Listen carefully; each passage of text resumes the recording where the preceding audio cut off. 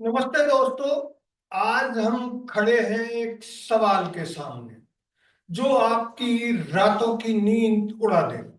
भारत की न्यायपालिका, जिसे हम न्याय का मंदिर कहते हैं, क्या वो सचमुच इंसाफ की मूरत है या इसके पीछे छिपा है भ्रष्टाचार का काला सच?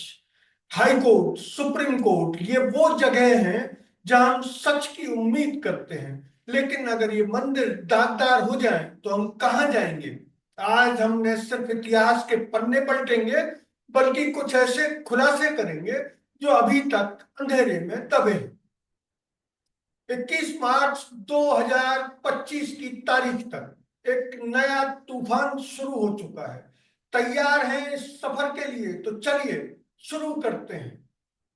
14 मार्च 2025 की रात, लुटियंस दिल्ली का संत कोना, एक सरकारी बंगले से धुआं उठता है। यह था दिल्ली हाई कोर्ट के जज जस्टिस यशवंत वर्मा का घर। जज उस रात शहर से बाहर थे। परिवार ने फायर ब्रिगेड बुलाई। 11:35 पर दमकल की गाड़ियां पहुंची और आग बुझाई गई, लेकिन जो सामने आया वो किसी फिल्म से कम नहीं था। एक कमरे में नोटों का ढेर, करोड़ों की नकदी, गिनती में घंटों लग गए। सवाल उठा, ये पैसा आखिर आया कहां से? लेकिन रुकिए, ये कहानी अभी शुरू हुई है। सूत्रों के हवाले से एक नया खुलासा हुआ है। कहा जा रहा है कि ये नकदी सिर्फ जस्टिस वर्मा की नहीं थी। एक गुप्त रिपोर्ट में दावा है कि ये पैसा एक बड़े सट्टेबाजी रैकेट से जुड़ा हो सकता है, जिसमें कई बड़े नाम शामिल हैं, वकील, नेता और शायद कुछ और जज भी। ये रिपोर्ट अभी तक सार्वजनिक नहीं हुई है, लेकिन अगर ये सच है तो ये न्यायपालिका का सबसे बड़ा घोटाला हो सकता है।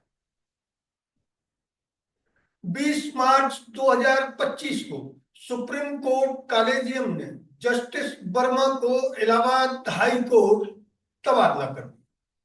सीजेआई संजीव खन्ना ने इसे त्वरित कदम बताया, लेकिन वकीलों का कहना है कि ये सजा नहीं, ढील है।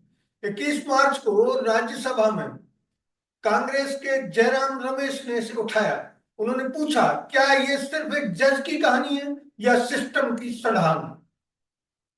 सभापति जगदीप धनखड़ ने बहस का वादा किया।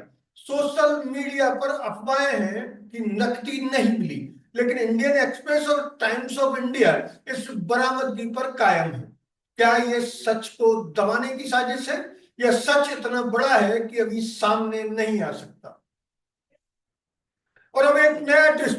कुछ अज्ञात सूत्र दावा करते हैं कि जस्टिस वर्मा ने तबादले के बाद एक गोपनीय पत्र लिखा, जिसमें उन्होंने दावा किया कि उन्हें फंसाया गया।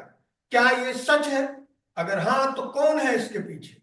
ये सवाल हवा में तैर रहे हैं और आने वाले दिन इसका जवाब दे सकते हैं। ये कोई नई कहानी नहीं है। इतिहास चीख चीख कर बताता है कि न्यायपालिका में भ्रष्टाचार की जड़ें गहरी हैं।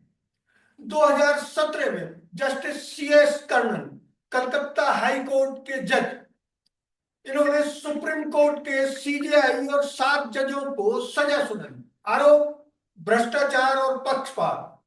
सुप्रीम कोर्ट ने इसे माना। सुप्रीम कोर्ट ने इसे अवमानना माना। 9 मई 2017 को उन्हें 6 महीने की जेल हुई। लेकिन क्या आप जानते हैं, जेल से छूटने के बाद कर्णन ने दावा किया था कि उनके पास सबूत थे कई जजों के खिलाफ, ऑडियो रिकॉर्डिंग्स थी। वो सबूत कहां गए? आज तक गायब है। क्या उन्हें दबाया गया? 2011 में जस्टिस सुमित्र सेन, 50 लाख रुपए गबन का आरोप।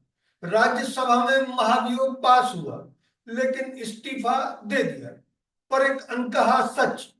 सूत्रों के मुताबिक सेन ने इस्तीफे के बाद विदेश में संपत्ति खरीदी। क्या वो पैसा उसी गबन का था? कोई जांच नहीं हुई। जस्टिस पीडी दिनकरन, 2009 में तमिलनाडु में अवैध जमीन का इल्जाम, सिक्किम तबादला हुआ, फिर इस्तीफा। लेकिन एक नई बात, कहा जाता है कि उनकी जमीन के सौदों में एक बड़े कारोबारी का हाथ था, जो आज भी सत्ता के गलियारों में सक्रिय है। नाम अभी तक गुप्त। और जस्टिस बी रामास्वामी 1993 में सरकारी धन का दुरुपयोग महाभियोग फेल हुआ।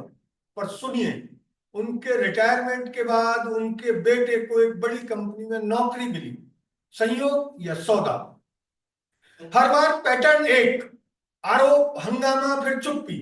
महाभियोग की जटिल प्रक्रिया संविधान के अनुच्छेद 124 और 217 इसे रोकती है। लेकिन सवाल यह है, क्या सजा सिर्फ कागजों तक सीमित रहेगी? क्या सच को दबाने की ये नई साजिश है? निचली अदालतों में भ्रष्टाचार का आलम और बुरा है। आंध्र प्रदेश के जज बी बारा प्रसाद को रिश्वत के लिए सजा मिली, लेकिन ऊपरी अदालतों में सजा क्यों नहीं? सुप्रीम कोर्ट ने 3 मार्च 2025 को कहा, उच्च पदों पर भ्रष्ट तत्व हत्यारों से भी ज्यादा खतरनाक है। ये बात गूंजती है, लेकिन अब एक नया खुलासा।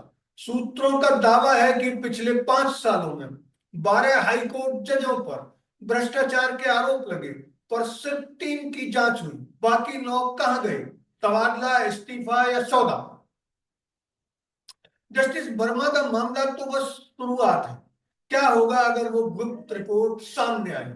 क्या होगा अगर सट्टेबाजी रैकेट का पर्दाफाश हुआ?